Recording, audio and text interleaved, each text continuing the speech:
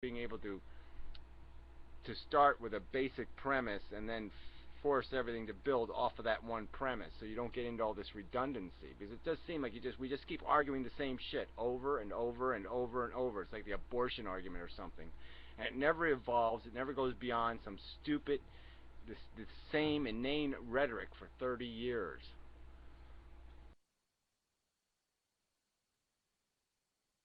Yeah, well, that's basically the kind of vision that I have.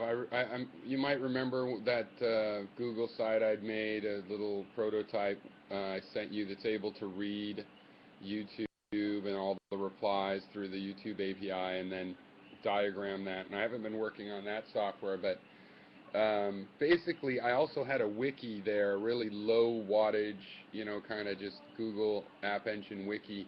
And it'd be better to have a real wiki. So that's just one of the tools that has a lot of features to store data and make these templates and stuff. And plus there are wiki bots to write in Python that are really powerful and easy to manipulate the data. Make it plain, fool. And so yeah, that's the idea though. I mean, in terms of using a wiki and combining it with scanning other, for example, a video site or a blog or anything else for the arguments, you know, you can easily have a bot that goes and reads those threads, finds the threads and inserts them into the wiki, where you can edit the text and comments and add rebuttals and add replies that maybe weren't accepted in YouTube. This other data structure might say replies even at another site, for example. So a wiki is just an easy way to start that without having to write all the software up front. Yeah, old hacks, will you quit doing that, please? I mean, it's really fucking annoying when somebody's talking and you fucking do that whatever it is you do. I'm trying to get him to fucking... There's no fucking point in doing it, is all I'm saying, okay? It's rude and stupid, and it's fucking deteriorating my fucking Stickam experience. Do you understand that? I'm asking you as a personal fucking favor to quit being fucking obnoxious and annoying. No. Alright then, I will have to do what I'll have to do then. Just letting you know. I'm done with it. His alleged point. What's your alleged point? What are you interrupting for?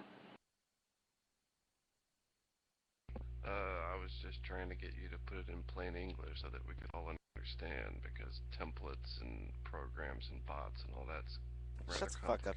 You understand all that stuff. You know what? It's not my fault if you don't understand, you know, computers. Then we help, and we can't, you know, cooperate. Oh yeah, you can. You might have to understand it. Learn how to understand it then if you want to help with it. You mean Gary understands it?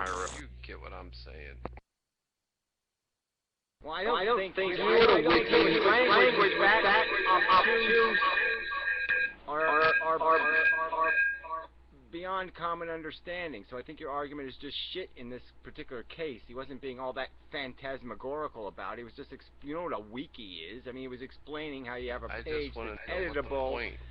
Well, the point is to organize content, organize arguments so they aren't redundant, so they do lead to conclusions, so they do isolate what the fundamental real disagreements are. Because I think we can conclude that between me and Pyro and Professor Anton and the modern mystic or this or that, that there is little subtle things that are at the heart of the disagreement. We might disagree about these peripheries, but there's a kernel in the center, all right? And for like me and Pyro, it would be that Pyro has presumed nature capable of creating something of value, of real value, beyond just a subjective human's perception of value, that there's something in this real thing here that's worth keeping, okay, a kernel of value. And I would be, well, no, it's all addiction and bullshit, and the only value is a contrivance of our own addiction. There is no real substance to any of it. It's all crap, and we've just been built to love crap. And that's the kernel of any disagreement that me and Pyro will basically have, is I think that's where you're going to find it. Because on all the other politics, we can come to some agreements on a lot of stuff, and wherever there lies a difference, a disagreement, is because he fundamentally sees life as being capable of accomplishment, where I fundamentally see life as potentially hugely dangerous. That was a pretty good speech. The objective is to isolate, and that's what isn't happening on YouTube. It's like, you know, you go to the trouble to make response video to Professor Anton, and what does Professor Anton return with? Even something, you say, you're being phantasmagorical, you're being incomprehensible, and what does he return with? Something twice as phantasmagorical, something twice as incomprehensible. I mean, there's no forward progress. You just keep having to go backward and keep having to say, no, that's not what I'm saying. I'm talking about this, you fucker. And if you don't want to talk about that, then just say, fine, you don't want to talk about it.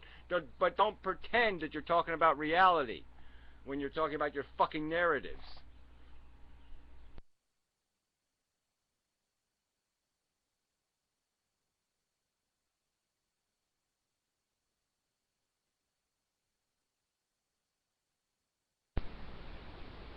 Yeah, we're awfully concentrated on our differences instead of our common similar desires and requirements. Yeah, but you're the worst person, the last person should be saying that, because you don't have any of these common requirements.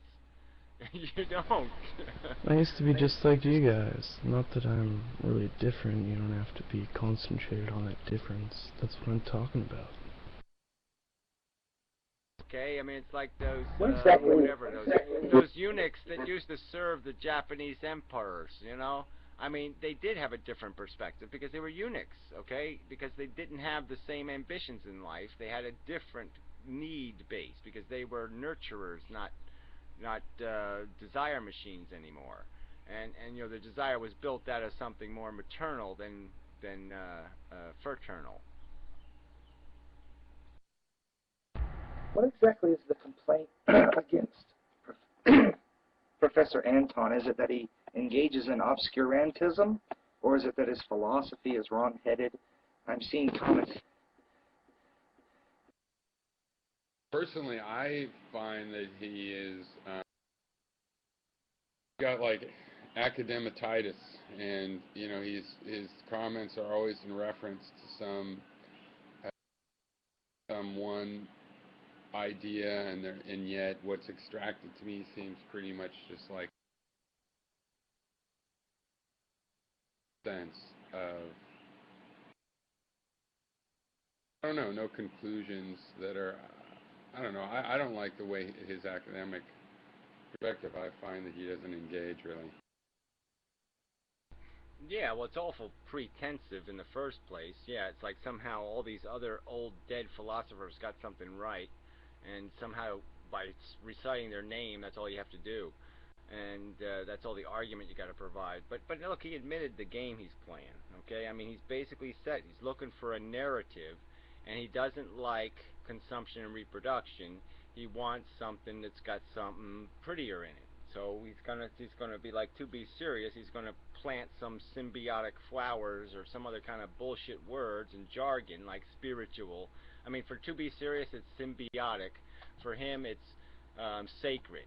You know, so he's going to play with these little stupid words to create something prettier. He wants a prettier narrative, a prettier fairy tale. You know, to skip through. He doesn't want to have to skip through reality.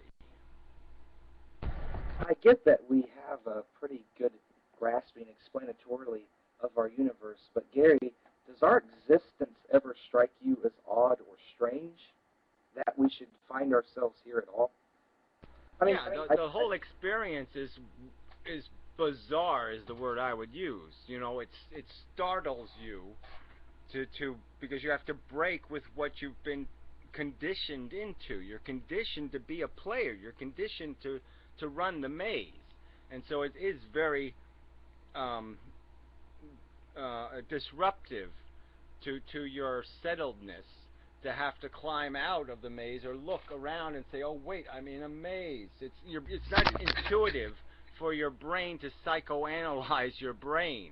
Okay, that is not intuitive. It is not a comfortable place to be. It's like deja vu. It's like an uncomfortable, weird place to be when you start saying, oh my God, I'm conscious on